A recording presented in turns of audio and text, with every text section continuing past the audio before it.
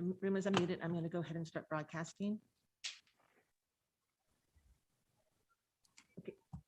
All right, good morning. I'd like to call this meeting to order. This is the regular meeting of the El Dorado County Board of Supervisors held this day, Tuesday, May 4th, 2021. Our first item on the agenda is after the call to order is recess to closed session. So I'm going to make a brief announcement. The board will now recess into closed session to hear items 42 and 43 as specified on the agenda. Anyone who wishes to provide comments concerning those matters may do so at this time. So public comment on our closed session items 42 and 43, please. Now taking public comment on closed session items 42 and 43. Please make sure you unmute yourself when called upon. Individuals will have 3 minutes to address the board. If you're joining the meeting by phone, press *9 to indicate a desire to comment. If you're joining by Zoom, press the raise hand button. Please voluntarily state your name for the record.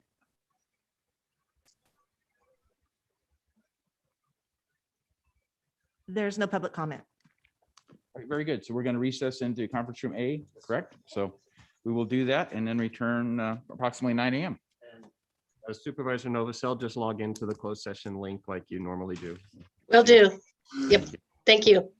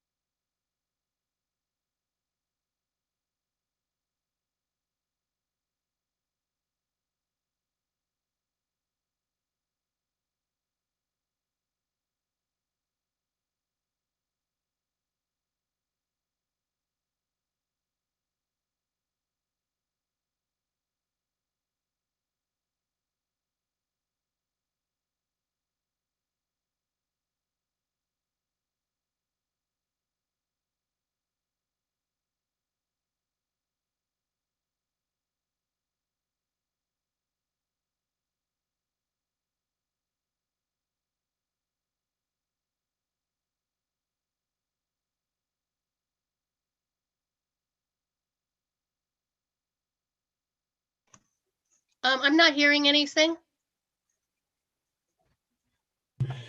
I'm not either, Sue. I'll let Kim know. There we There, There we go. Okay, so we still had the room muted evidently, even though the microphones Oh. were hot. So thank you. yep, Could thank you. repeat What you said? Yes.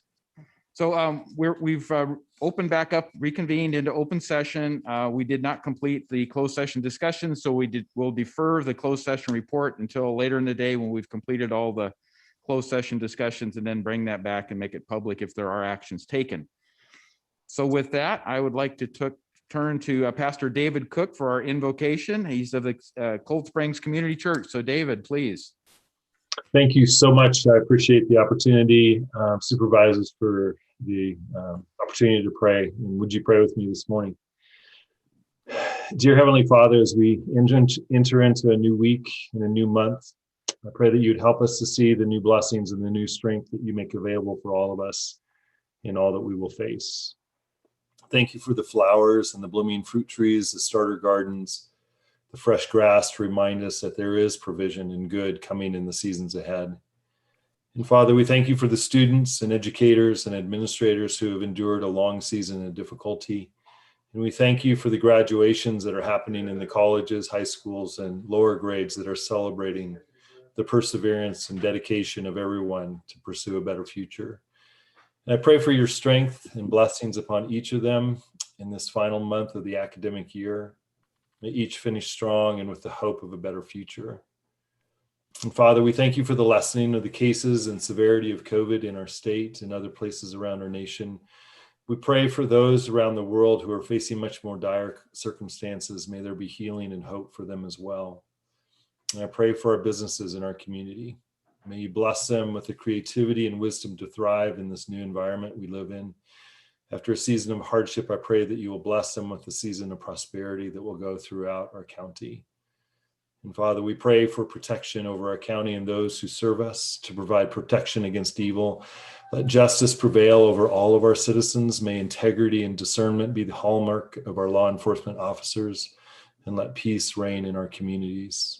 And we pray as well for the women and men of our armed forces, past and present, to heal their wounds, encourage their hearts, and strengthen their minds and bodies to carry out the mission that they have been given.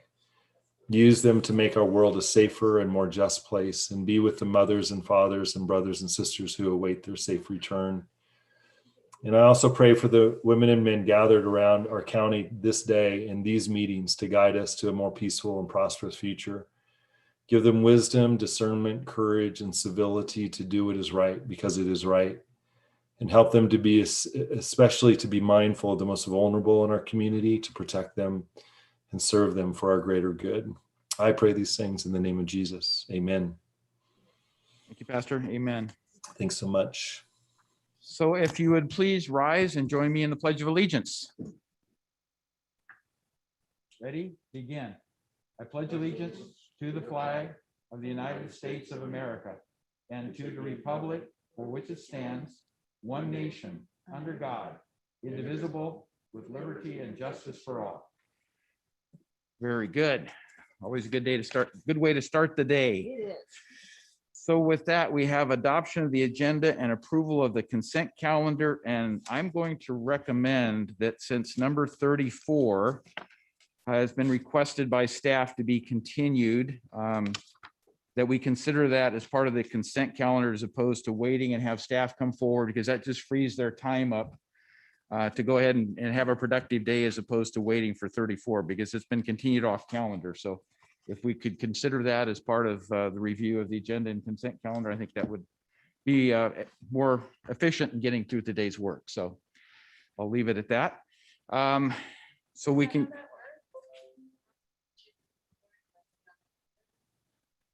It would be that oftentimes our CAO advises us that something is want to be continued off calendar, right? So we deal with it during the consent discussion. This item doesn't come from the CAO, but I think it has the same value in terms of more efficiency in conducting the meeting. So I'll turn to David if he thinks that's an inappropriate use, but. Thank you, Mr. Chair. No, I agree with you. I think that it would be appropriate as part of your adoption of the agenda to continue a matter off calendar if that's the board's desire. I think the exception, of course, would be if a matter was scheduled for a noticed hearing, Yes. in which case Right. the board would want to wait until the scheduled time for that matter before taking any action, even including a continuance. But given that this matter has been is not a hearing, it's been noted on the agenda that there's been a staff request for a continuance. I see nothing inappropriate about taking that action as part of your adoption of the agenda. Very good. So with that clarification, I think we can go ahead then and look, we'll go district by district to see if any of the current board members want to remove something from the consent calendar in addition to that part of the discussion. So let's start with District 2. George. Okay. District 3, No changes. District 4. With that clarification, no changes. Okay, thank you. District 5. No changes, thank you. And no changes from District 1. So I think we can now open it up for public comment relative to our consent calendar. So Kim, if you would go ahead and make that announcement. Now taking public comment on adoption of the agenda and approval of the consent calendar. Please make sure you unmute yourself when called upon. Individuals will have 3 minutes to address the board. If you're joining the meeting by phone, press *9 to indicate a desire to comment. If you're joining by Zoom, press the raise hand button. Please voluntarily state your name for the record. Now taking public comment from Andy Nevis. Hey, good morning, board. Andy Nevis. Just wanted to relay a couple of items on the consent calendar that came up yesterday at the taxpayers meeting. We're not opposed to either of them or asking that they be pulled, but item 22, this is the SB1 project contract documents. We just wanted to highlight that could be a use for job order contracting in the future, that maybe there wouldn't be as many times that we'd have to go out for bid for road maintenance projects. So we'd continue to recommend that DOT take a look at job order contracting in the future. And then item 25, the Fallen Leaf Lake project, or Fallen Leaf Lake Road project. There's a federal match there, and one of the possible funding sources for the federal match that was listed there was tribe funds. And pursuant to our recommendation on Diamond Springs Parkway, we would recommend that tribe funds be used in areas where there's specific impact from the tribe. Now, we do understand that that's just one of the options, that the board isn't making a decision on what fund source the match would come from. But that said, as you're going through that process and as staff is considering that, we would encourage starting with other fund sources besides tribe funds for the federal match on item 25. So that's it. Have a great meeting. Thank you, Andy. Now taking public comment from Bob Hendricks.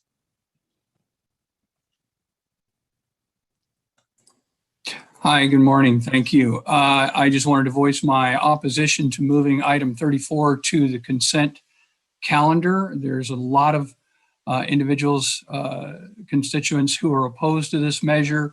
We don't fully understand what continuing the item off calendar means, but it's my understanding that it means that the board can still move on it and direct staff to take action on it when it is still an item that is heavily opposed by your constituents. And so I just wanted to voice my opinion that I'm opposed to it being moved to consent calendar and not allowing additional people to speak to this item regarding their opposition. Thank you. Thank you, Bob. And we're going to have staff to respond to this once we finish the public comment, because I'm not sure there's a clear understanding of what's happening here. So we'll ask staff to respond. Thank you. Now taking public comment from Jonathan Gainsborough.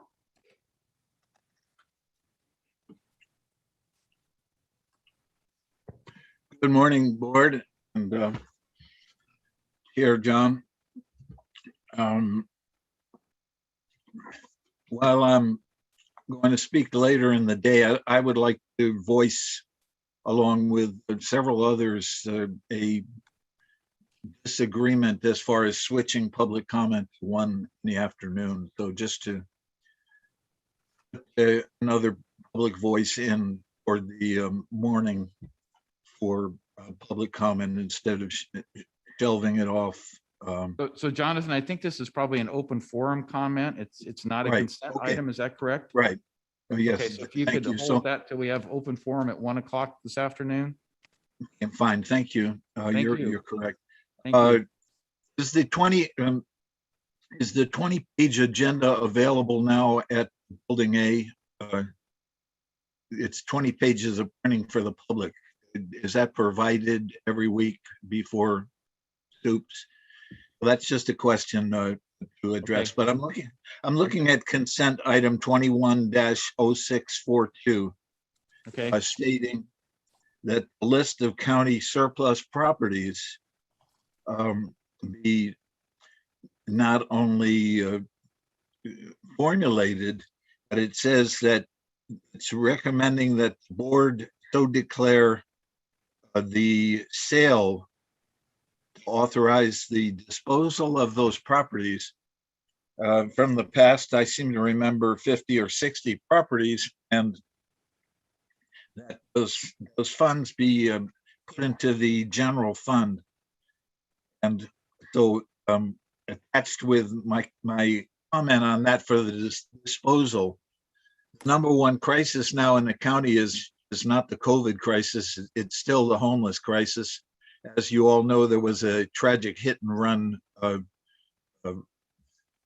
one of our homeless on Upper Broadway, which is a disgrace to the leadership of the county for the last decade, that no navigation center has not only been recommended, but enacted. And so I would like to agendify those funds, a portion of those going toward the rectification of the bureaucratic non-activity as far as providing housing.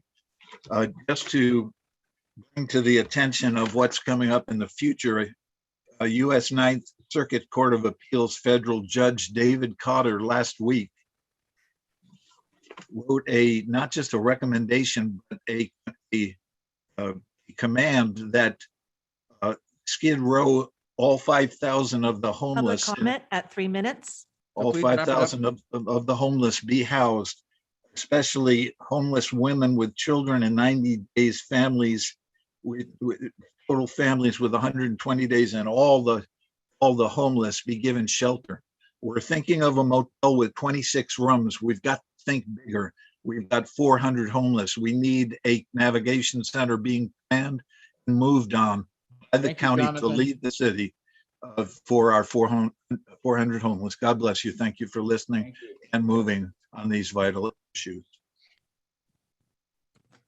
Now taking public comment from Ruth Michelson. Yes, good morning. Thank you. This is more of a question of clarification, not asking that anything be pulled. This has to do with item number 19. And I read the documents and I read the letters.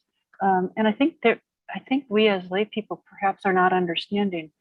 From what I can read on number 19 having to do with the public health director, it seems like it's just a renaming of a position having something to do with some technicalities that we don't understand, something to do with the bargaining unit, et cetera, et cetera. And the letters that I read seem to be, quite opposed, to and negative towards public health department. Of course, I'm a great supporter of Dr. Nancy Williams and all the work that she has done. But I think that there's a misunderstanding of your constituents as to what 19 is really doing. Again, it doesn't appear to me that it's adding anything. It's basically a renaming to conform to some regulations. And if maybe you could clarify for the public, that might be helpful for number 19. Thank you. Thank you, Ruth. Now taking public comment from Hillary Krogh. I actually accidentally had my hand raised. I just want some more clarification on item 34, when it's going to be heard, and wonder if it could be continued by date versus off calendar. That's all. Thank you. Thank you, Hillary. There's no additional public comment. Okay, so I'll turn to staff for some responses to some of the questions that were posed. So Don, I don't know if you want to take the lead on this. Sure. Thank you, Mr. Chair. Don Ashton, your CAO. Let's do a quick one first. Kim, are copies of the agenda available out in the dais for the public if they want to come by and pick them up? Yes, copies of the agenda and minutes and any addendum are available in the lobby in Building A. Okay, thank you, Kim. In regards to item number 34 and continuing off calendar, yes, that's That's government talk about basically saying staff is recommending no action be taken. They're withdrawing their original recommendation. If it does come back at some point in the future, it would be noticed and posted, but it is not going to come back in its same form. There is also no board direction being given with this item. It is simply moving the item off the calendar, not to be discussed. I'm not going to say it won't be revisited in the future, because it could be, but there's no plan to do so at this immediate time. So I hope that answers the question. It is not getting moved to the consent calendar. That if we did that, that means the board would be voting on that action. We're not asking the board to vote on it at all. So I hope that clarifies the intent. And then on item 19, Don Simone is here, but I will just say it is adding a new position. If the board wants to have clarification on why and the reasons why and discuss that, I would advise you pull it off consent. With that, I'd like to move adoption of the agenda and approval of the consent calendar, including the continuance of item 34 off calendar. Second. All right, very efficient. We have a motion and a second. So roll call, please, Kim. Supervisor Hydall, how do you vote? Aye. Supervisor Turnbull, how do you vote? Aye. Supervisor Thomas, how do you vote? Aye. Supervisor Parlin, how do you vote? Aye. Supervisor Novosel, how do you vote? Aye. Motion passes 5-0. Very good. And so with that, I think we can move to department matters. 34 has been moved off calendar. So I'm assuming 35 is the one we want to cover first. So the COVID update. So who wants to do the introductions of our presenters? Let Kim announce it. Sure. Okay. Item number 25 comes from the Chief Administrative Office, recommending the board receive an update from county departments on the operational impacts of COVID-19 and provide direction to staff if necessary. Thank you, Mr. Chair. I'll turn it over to Dr. Williams to go first. Good morning, everybody. Thank you, board. And kind of keeping in line with my usual presentation here, I'll start with some case rate updates and things like that. So as of this morning, the numbers that will be announced later today, our case rates are they've been hovering in the 8 to 9 per 100,000 range, which is still a little higher than I would like it to be. Those are technically red tier numbers. And our 7-day average case rate is currently more than double the state average. And we, as of yesterday, we were had about the 7th highest rate in the state, but now we're down to 10th. So a little bit better, at least on a day-to-day average, but still higher than I would like to see. Testing positivity has remained stable and has been in the 3% range. Again, that's about double the state average, which is at 1.3% right now. But we're solidly in the orange tier range for the testing positivity, which keeps us in the orange tier. So I honestly haven't seen much change in testing positivity in a while. It looks really stable. So the chances of us going even with a little bit of an elevated case rate leaving the orange tier anytime soon are probably pretty low. And of course, I'm keeping my fingers crossed on that. The hospitalizations have been pretty low in our county as well.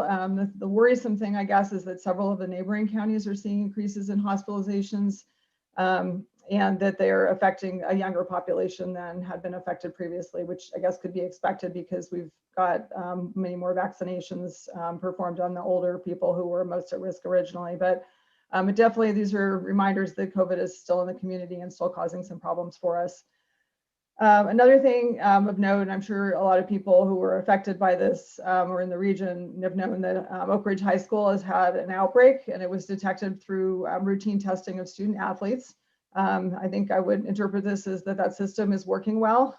The number of students who tested positive, a number of test students who tested positive were asymptomatic, but also a number of them were symptomatic. So we knew it was a real outbreak, but nevertheless, and there was a lot of discussion in the community and concern that these might not be real cases. We did engage CDPH's Outbreak Consultation team, and they reviewed all the information we had about the lab results themselves. They looked at the what the connections were between the different people who tested positive and that sort of thing, and they concluded that this was truly an outbreak, which was our conclusion as well. So, the good news is that CDPH offered us some resources if we or the school needed help with contact tracing and testing and case investigations, sorts of things. They would help us with that. And we we also are working right now with them, and possibly we'll just handle this on our own, but to offer vaccination for the eligible age groups right now, which is 16 and above.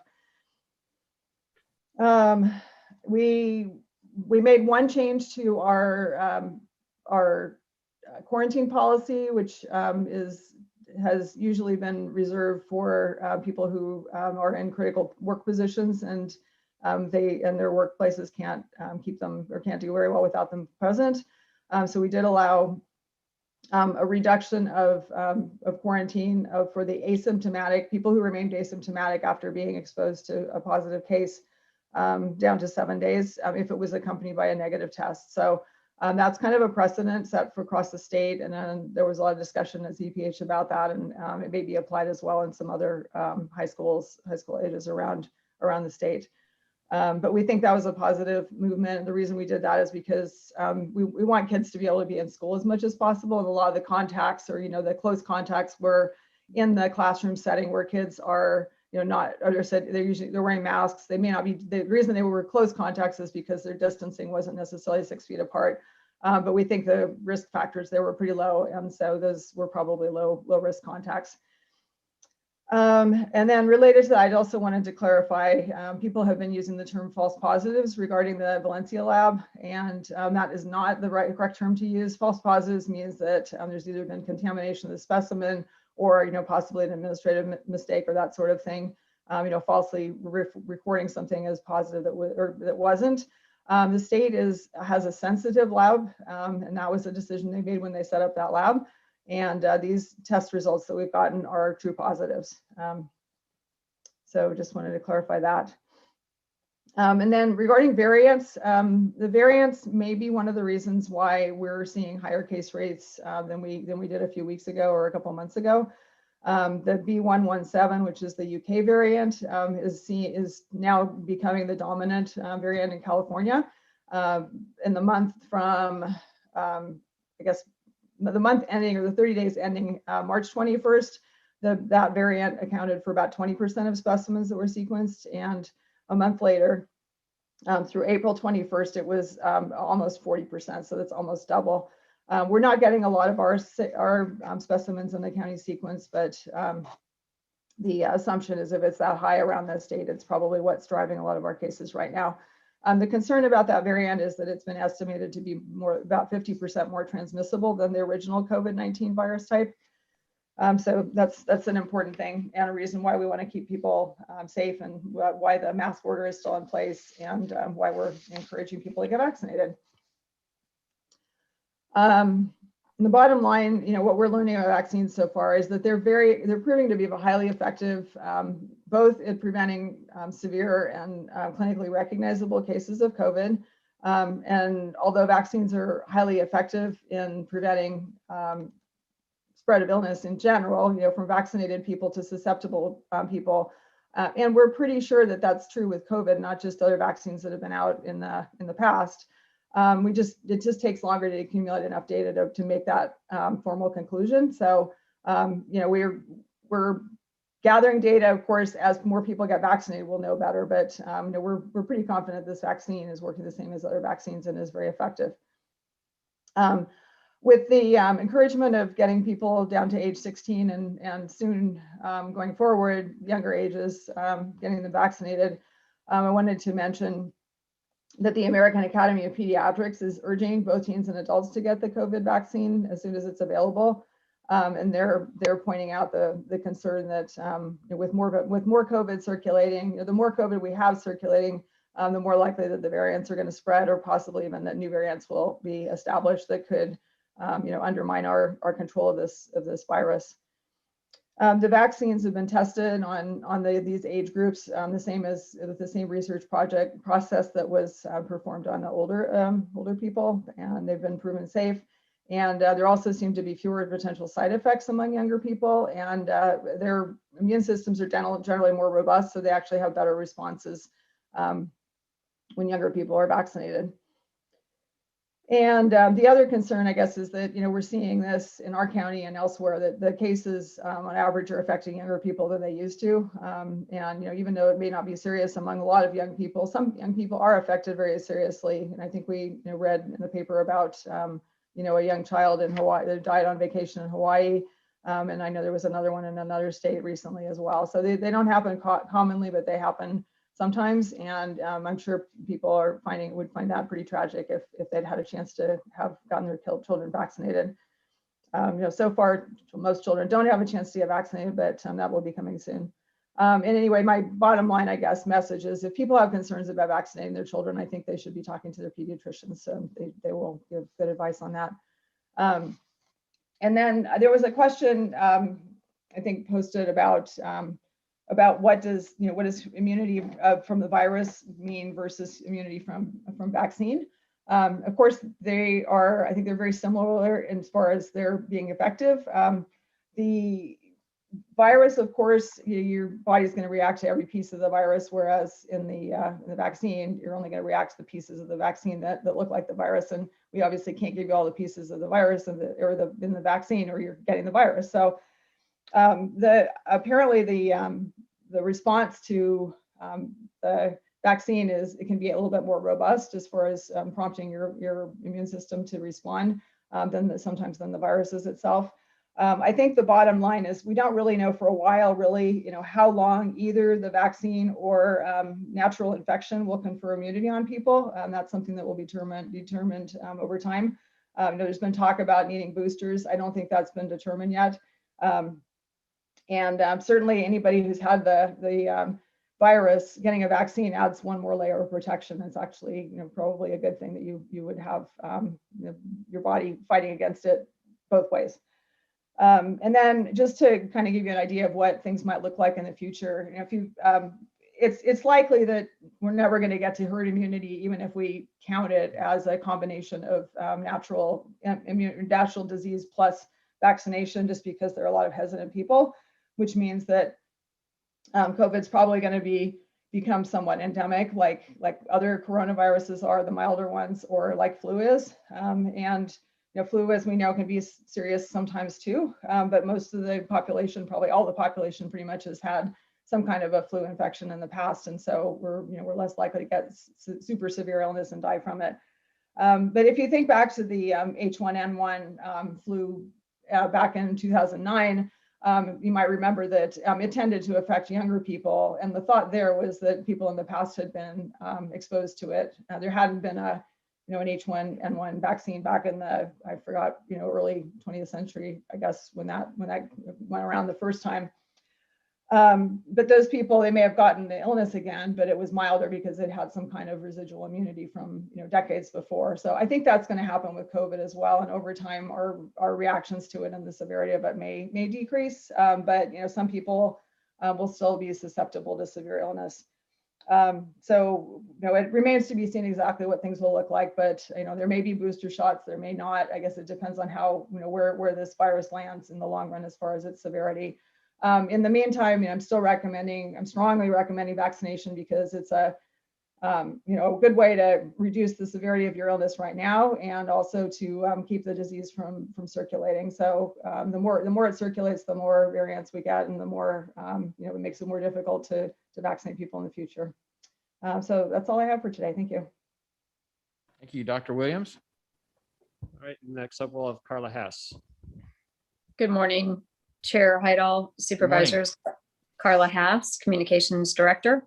So I'm happy to give you an update today on three things in particular. And the first is our vaccination rate within the county. The second is our clinics that we're operating in the county. And then the third is the demand for vaccines.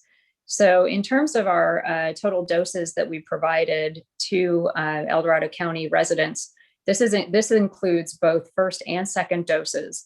And that number is 134,454.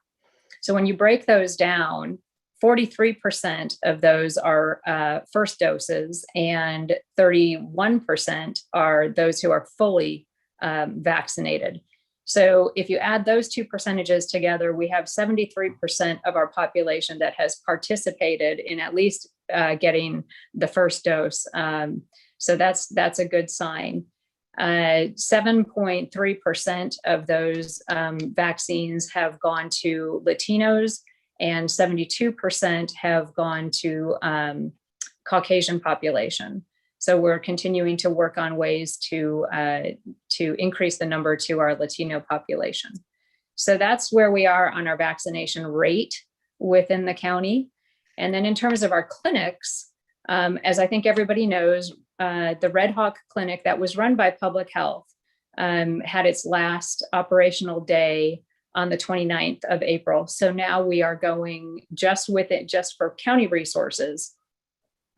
We are using our public health office in South Lake Tahoe and our public health office in Placerville.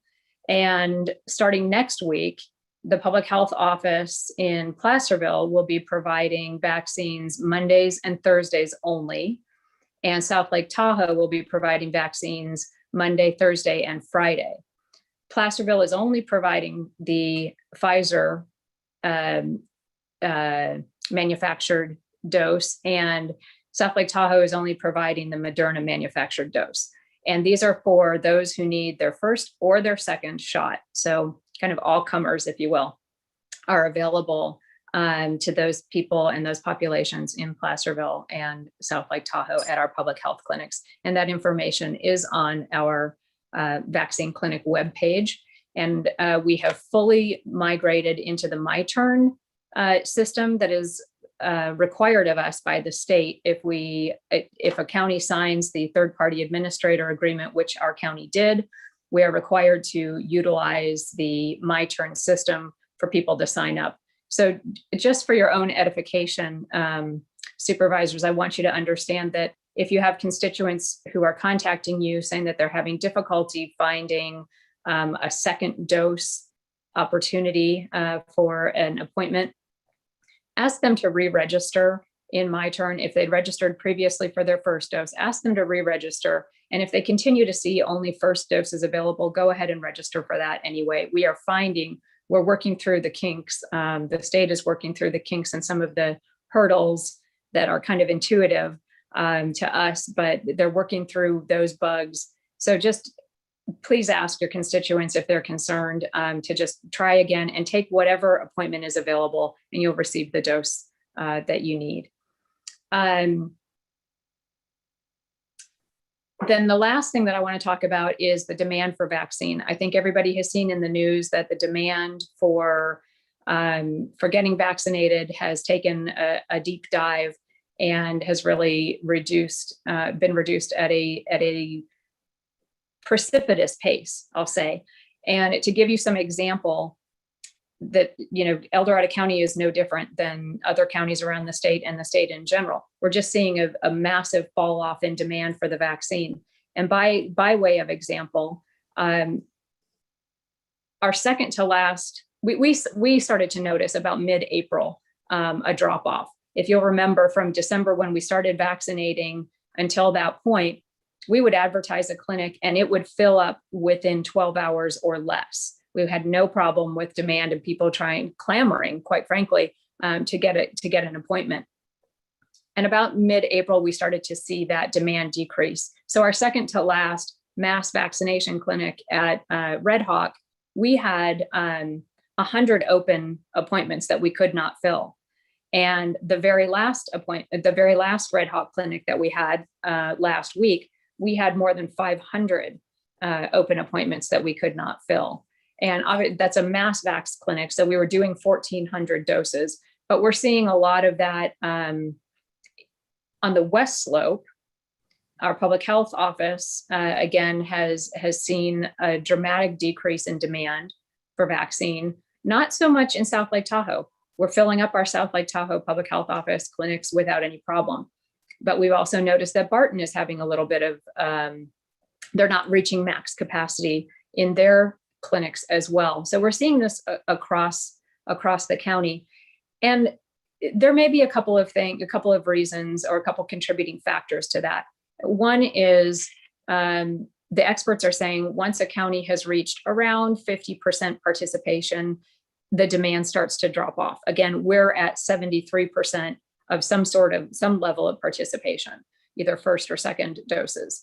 But in addition to that, there are more providers now in the county who are able to administer the doses. So we have more pharmacies and more clinics that are opening to allow people to come in. So there are more options for places for people to go. And also the state and the federal government are providing us with a lot more vaccine as well. So there's a wider swath for people to choose from in terms of where they want to get their vaccine.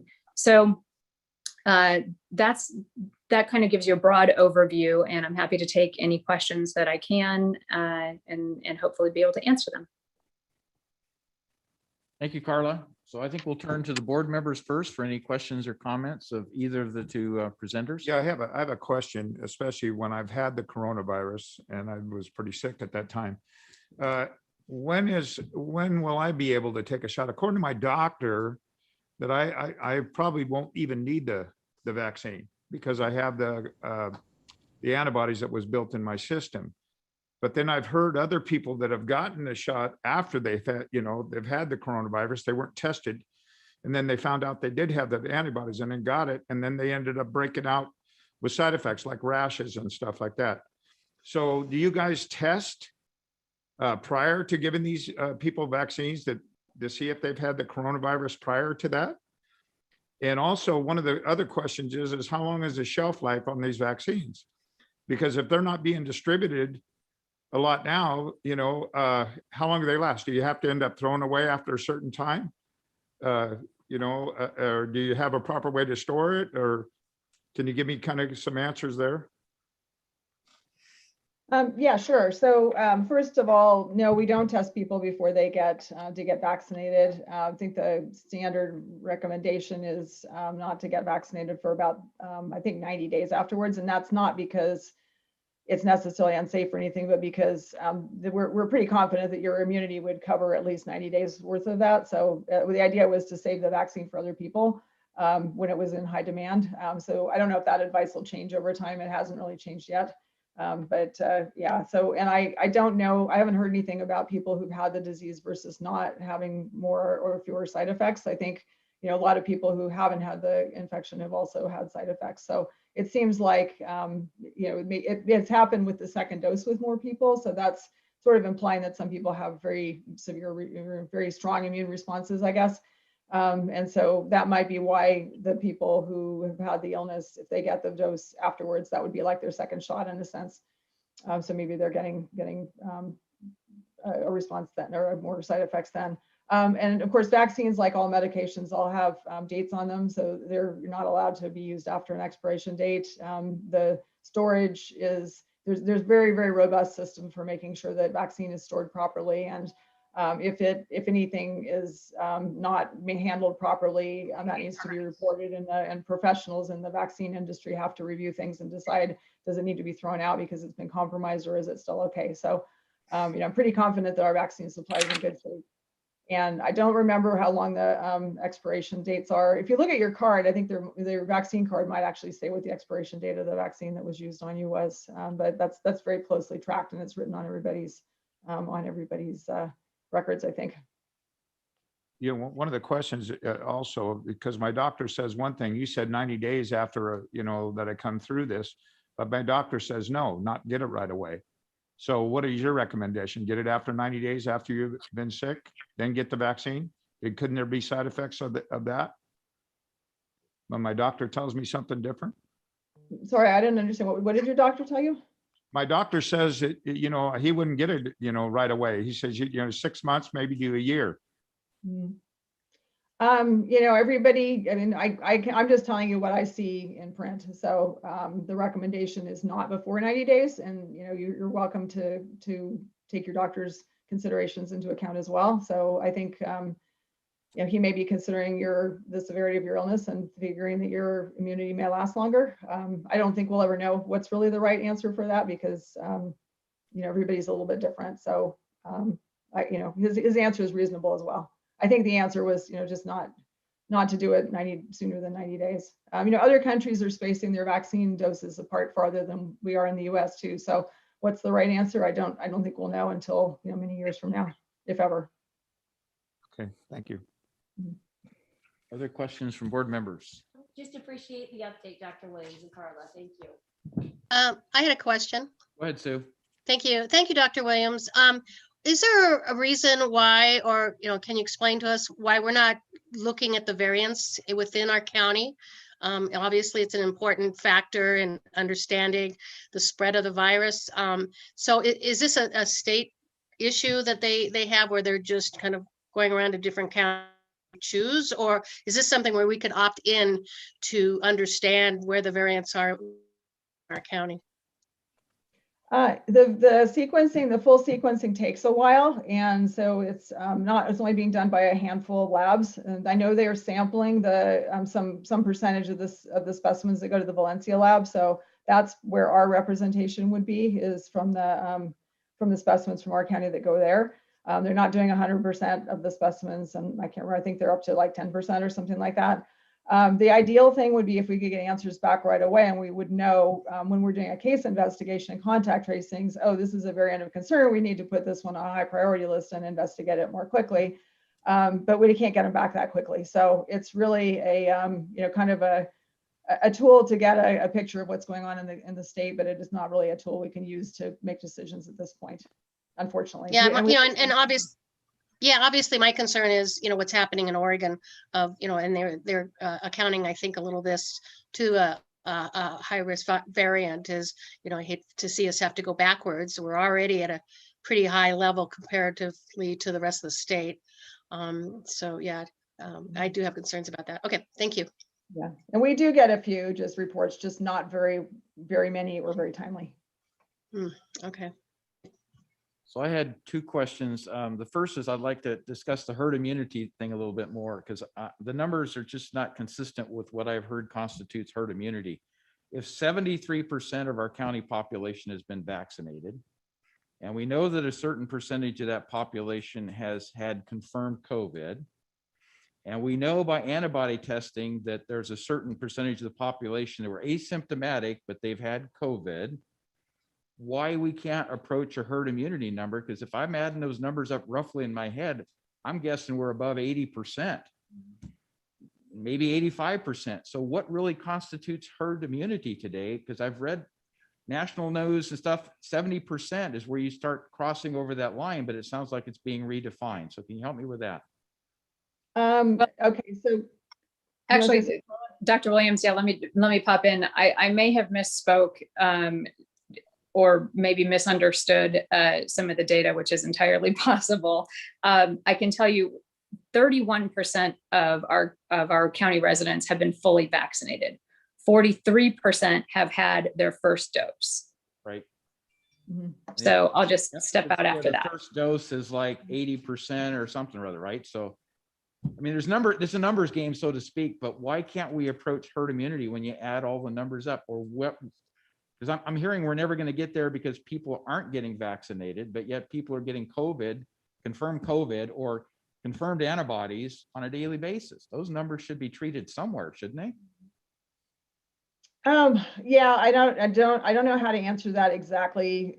We don't know exactly what's happening, but I would say that if you think about what's happening with the vaccine, it's been targeted to certain age groups, and so we're not anywhere near a herd immunity across the board. And Carla is correct. I think that somebody added the two numbers up for her, and they were actually separate numbers. So the fully vaccinated part is a lower percentage than 70 for sure. And I think the state average right now is somewhere around 60%. And I think of having at least one dose, I think we're around 50% by their calculations, which may be a little different than our calculations because the numbers there are lots of different places where you can get these numbers, but they're in the ballpark. So yeah, and I think we're obviously seeing it still circulating and affecting people. Yeah, I don't know. I feel like we definitely need to have. I don't think we want to get more people infected, but I think we need more people vaccinated. And the younger group has not really been. That's who's been being affected mostly right now. And I don't think they're anywhere near a herd immunity number. And I also think herd immunity is probably not a 70% number, but more like an 80 or 85%. Okay. One more thing, one more question. We have a population about 200,000 in El Dorado County, and you were saying that we go over to administrate vaccines to 134,000 people. Is that correct? I think those are doses, not people, right? That's doses. Doses, correct? So it includes Correct. them getting a second shot and, the boot. So I had another question relative to the discussions going on with vaccine passports or certificates. And I'm not hearing the discussion about why people who have had confirmed COVID and or have the antibodies tested, if we go to that kind of a system, which I'm totally against, why they're not included in that being certified as not being susceptible to COVID, at least for a 6-7 month period. Mm-hmm. Is the state telling you anything or how they're dealing with that? Is that coming, or is it only in other parts of the country? At this point, I would say it's only other parts of the country. I think the state is not, hasn't seriously been talking about, a vaccine passport. I don't think that term is very favorable either. I think there are certain settings where, risky settings where you kind of want to know your people are protected. And it may be that, that immunity from other means could be an option for providing proof of immunity. Again, I don't know that we won't know for a while what's the best way to be protected. So, there's certainly people studying studying people's immunity or immune levels after infection and after vaccine. And I think there will be data published on that in the next few months. Probably we'll know a little bit more. And I'm not necessarily in favor of passports either. I think, I understand that, working at a nursing home or something, you wouldn't want a bunch of risk-taking unvaccinated people working there. So, there's some settings where it would make sense to at least know people's vaccination status and make sure that their job duties are not something that put their residents at risk. Then I guess some of the universities are requiring proof of vaccination before the student can be in a classroom setting. So I mean, that's another whole dimension. I'm not going to belabor that, but some of this stuff just seems to be pretty inconsistent with common sense. And so that's the part I really struggle with. I don't think the science is that pure. And I think there is a lot of discussion and interpretation, but I appreciate all the work you're putting into it. We obviously have to err on the side of conservatism. We have to emphasize the need for people to get vaccinated. I'm going to say who have not had COVID. I happen to be one of those that has confirmed antibodies, but I was pretty much asymptomatic. I didn't feel anything. However, my wife got very sick and I was in close proximity to her, obviously. So I feel that I'm somewhat protected without being vaccinated, similar to George. And now, I'm not rushing to get a vaccine because I'm not sure what it exposes me to again. And I'm kind of in a wait and see mode. So I'm sure there's a whole mix of different people with different experiences trying to navigate through this and make their own decisions based upon their personal risk. And that's what I think it comes down to, is you have to assess your personal risk and what's in your best interest. And for many people, I think getting the vaccination is probably the best answer, but it's a personal decision, I think. So yeah, I think you're right there, John, because the thing is with me, what do I take my advice from my doctor, or I take it from the health expert? Always your doctor would be my right. choice. Exactly. So he's gave me advice not to get the vaccine within 6 months to a year, or even not even have to worry about it. So I don't know who. My advice is I'm going to take my advice from my doctor, because he's a good judge and he knows me very, very well, and I get blood tests all the time too, for all the other different things that, that might come up too. So I'm basically going to take my advice from my doctor than I would do from a health expert. That's my personal opinion. So. I think Dr. Williams would support that. You always turn to your. I think that's what we've heard her say is just take your advice from the doctor. Absolutely. Right. Exactly. Yeah. And John, I just want to say, I'm glad to hear that you were okay. I got tested after being very, very sick just before all this happened, and I don't have the antibodies anymore. So they don't know when those antibodies stop. And, and as far as I'm concerned, personally, I think we require our college students to get vaccines, our students to get vaccines already for a number of other issues. So I just feel it's not just a personal choice. It's about how you, how you relate this to the health and safety of those around you. So you need to take that in consideration also. Yeah, agreed. Yeah, and another thing too is especially with, the sports issue with the high schools and stuff, because it's putting a lot of strain on the students of being tested all the time, especially when a lot of the children and stuff that go to these schools are not tested, but mostly when it's a sports issue, it seems like they go through a intensive testing pretty much every week. So, and I know that's a big burden on a lot of the families and a lot of the students in these high schools. So that's only for the high risk sports. So like basketball and football, where you've got people, obviously breathing hard, but, not wearing masks and really close to each other. So actually, technically, I think they're supposed to be wearing masks, but I'm not totally sure that's happening. But yeah, so anyway, the proximity and just an inability in those sports to control any distancing is what's driving that. So most sports do not require testing. Yeah, and another big issue and stuff, when you wear these masks, when you're exercising or whatever like that, it's a burden because you're breathing your carbon monoxide back into your system, which is not good for your heart, especially, and your body. So, and I think there was an issue with one of the students, I forget what high school or college it was, where the person collapsed because of wearing the mask. Right, the track and field event. Track and field event, yeah, exactly. So, I mean, you got to understand, you're breathing that carbon monoxide back in because it's a burden even on me, even walking and stuff if I have to wear a mask. So anyway, especially already had the virus because my lungs are not still up to capacity right now. Well, thank you, Dr. Williams and Carla. We're now going to turn for public input. So Kim, if you'd open that up. Now taking public comment on item number 35. Please make sure you unmute yourself when called upon.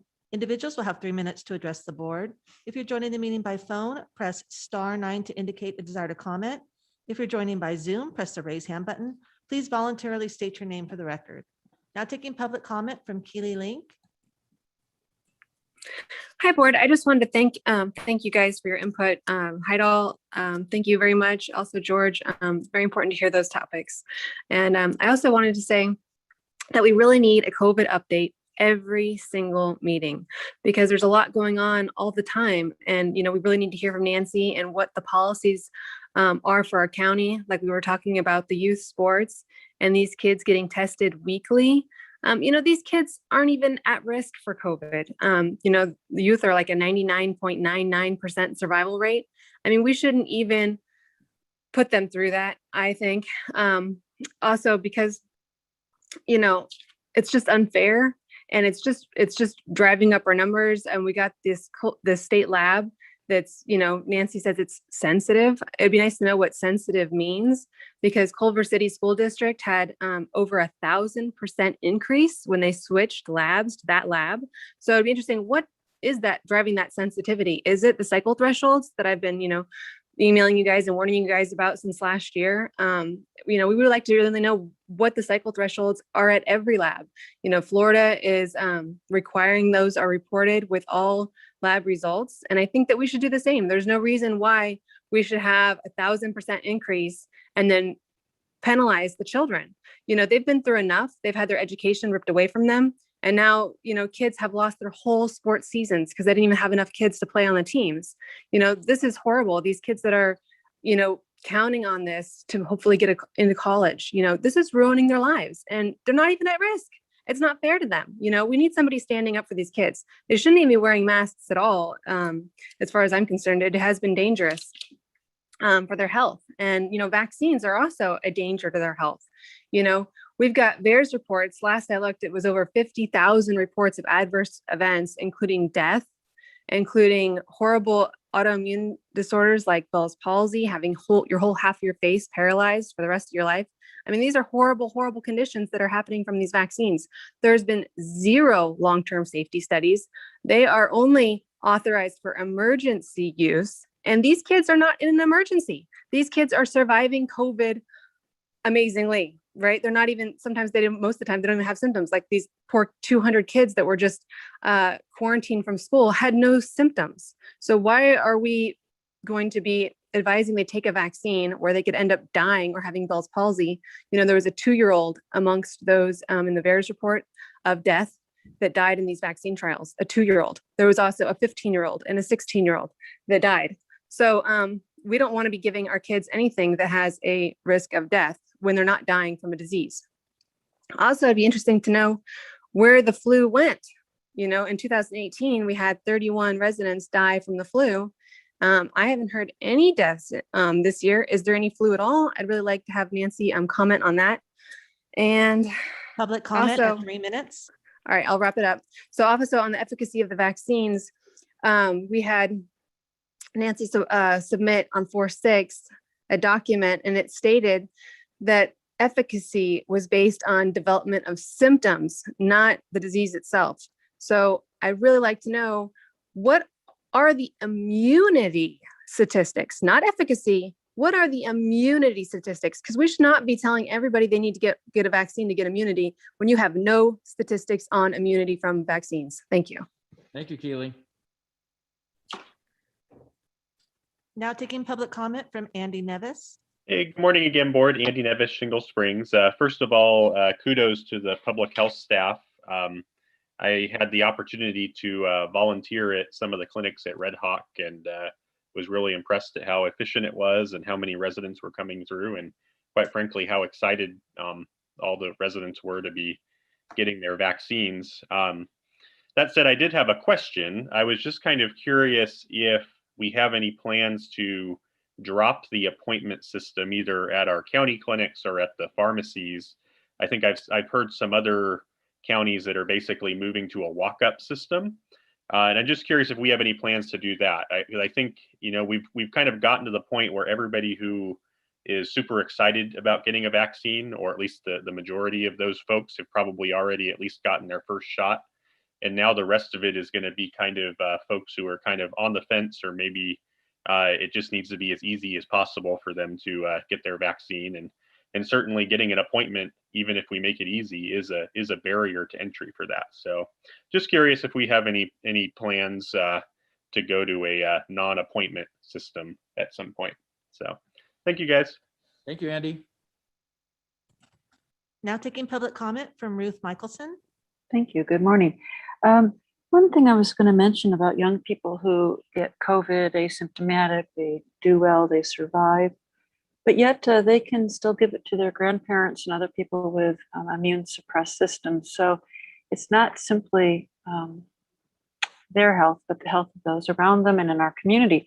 And especially when we look at our numbers right now that are, as we've been told, are double that of what's the norm in the state. You know, I think we skated along for some time, having for many months lower numbers, and we attributed it to our rural lifestyle, that we're spread out from one another and we're not crowded, and therefore we weren't spreading it. And so we had these lower numbers, and now we have higher numbers. And I think that's something to really take note of, since it really is bucking the trend of what we've been doing in this county, and might make us pause to consider what we aren't doing right, that it's flip-flopped, that we're higher than the norm. I wanted to also mention that the vaccine is not a 100% protector against this COVID-19. You probably all have read articles about this. Dr. Williams didn't happen to mention it, but it doesn't protect you totally. It does protect you quite a bit, but if you do get it, then you will have a lesser case and stay out of the hospital and probably not die. But it certainly is not the end all and be all. And I think herd immunity, from what I've heard, is we can forget that goal. It's not going to happen in this country because half of one particular political party has said they won't even get the vaccine. And once those people have made that decision, and let's hope they change their mind, it's just not going to happen. So we have to set different goals. The other thing I wanted to mention was about the statistics.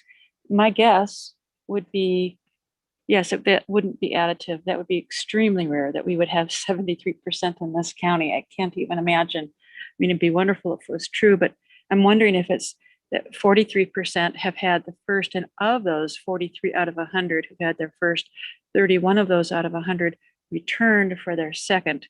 And we're still waiting for 12 out of those 100 to return for their second vaccine. My guess would be more that we're like at 43%. And a question I had about that was, many of us Kaiser patients, 25% of California is covered by Kaiser. And of course, we don't get our treatment here in this county.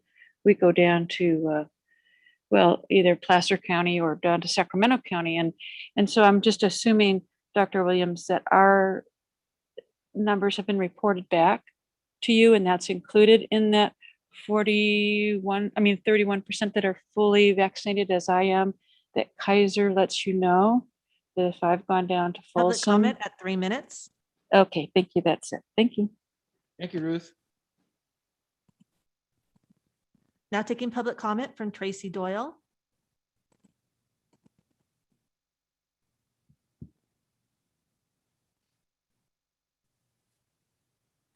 Tracy, you're muted. Oh, sorry. I guess I unmuted and muted. Hey guys. So I just have brief comments. Tracy, you have a bad connection. You're going in and out. George, mask off. You have a medical exemption and you need to breathe, and oh, tell me if it's better here. Is it better? It's going fine now. Yes, go ahead. Okay, great. So just to reiterate, George, please take the mask off. That's detrimental to your health. And I think your doctor would give you an exemption. You have an exemption even with Gavin's guidelines. And now let's talk about that. Nancy, there's no mask order. There may be guidelines. That's what they're called. Let's share accurate information. We have 3 branches of government: executive, legislative, and judicial. Gavin does not make laws. He's part of the executive. Just to let you know, because you said you don't really know much about the Constitution, et cetera. So you mentioned, Nancy, the sensitive test. So if you could define that for us, and give us the PCR threshold used at Valencia, because the lab slip I saw is showing they're starting the cycles at 37. And Dr. Fauci said anything over 34 is such a low viral load that it shouldn't be counted as a positive. And you should be aware of the WHO statement, which also said as such, I believe in December or January. So we'd like finally for you to address that. So since you brought up sensitivity, define sensitivity. Now what else? Oh, and yeah, back to the order thing. The only place where in our county we had mask enforcement was the city of Tahoe. Tammy Wallace made a motion to fine people and fine businesses. And so that didn't really work for them because the police officers there know that they can't enforce unlawful suggestions from people who just think they can create laws. So that didn't work out. They gave out 1 fine, and personally, I hope that person responded with legal action. So anyway, that's really all I have to say for today. Oh, actually, I have one more thing. One more thing. Hold on, I have my notes. Hope I'm not seeing it. Anyway, okay, well, thank you for giving me the opportunity to speak. Oh, here it is. So we'd like to know how much money is flowing through the county from vaccines and testing. There have been over 160,000 tests done here. And we'd like to know how much money is flowing through the counties because of the vaccines and the testing. All right, that's it. Thank you, guys. Thank you, Tracy. There's Okay. no additional public comment. Thank you, Kim. So back to Nancy and Carla for any responses you would care to offer at this point. Sure. I can answer a couple of the questions. One was whether or not we have considered or are considering or will consider a no appointment walk-up kind of situation for people to get vaccinated. And those conversations are being had, and it is under discussion as we speak right now. And then the second one is about whether or not those who have received their vaccines from out of county are captured in the 134,000 that I reported earlier. And yes, they are. So that 134,000 is based on the place of residence, not the place of treatment. And again, just to reiterate, it's 31% of our county has been fully vaccinated. They've received both their first and their second doses, and 43% have received their first dose. And I think that's all that was directed about vaccines that I can answer. Okay, and I can try to answer a couple of things. I mean, the answer to the question of where did the flu go, I don't think we'll ever exactly know the answer, but there's certainly speculation that mask wearing and distancing had a really, really positive effect on flu as well. So I think that's a very positive thing.